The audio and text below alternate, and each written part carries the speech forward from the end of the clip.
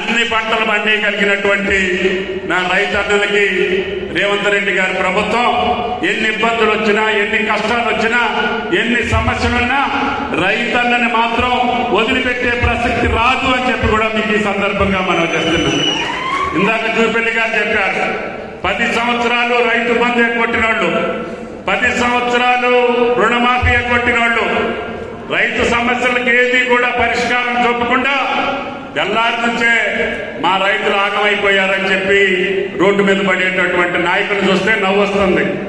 ఆనాటి ఆర్థిక మంత్రి ఈనాటి హరీష్ రావు గారు, ఆయన కూడా ఆరాటపడుతుండే ఎందుకో 3 నెలలకే.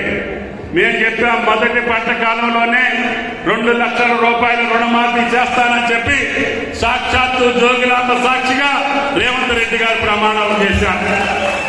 అది నిలబెట్టడం కోసం మొన్న మొదటి విడతగా 22 లక్షల మందికి 18,000 కోట్ల రూపాయలు మీ ఖాతాలో వేశాం.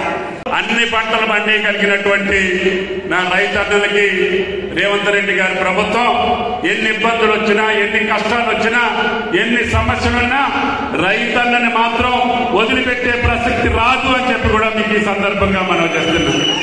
ఇందాక జూపల్లి గారు చెప్పారు, 10 సంవత్సరాలు రైతు బంధు ఎగ్గొట్టిన వాళ్ళు, 10 సంవత్సరాలు రుణమాఫీ ఎగ్గొట్టిన వాళ్ళు, రైతు సమస్యలకు ఏది కూడా పరిష్కారం చూపకుండా తెల్లారి నుంచే మా రైతులు ఆగమైపోయారని చెప్పి రోడ్డు మీద పడేటటువంటి నాయకులు చూస్తే నవ్వు వస్తుంది.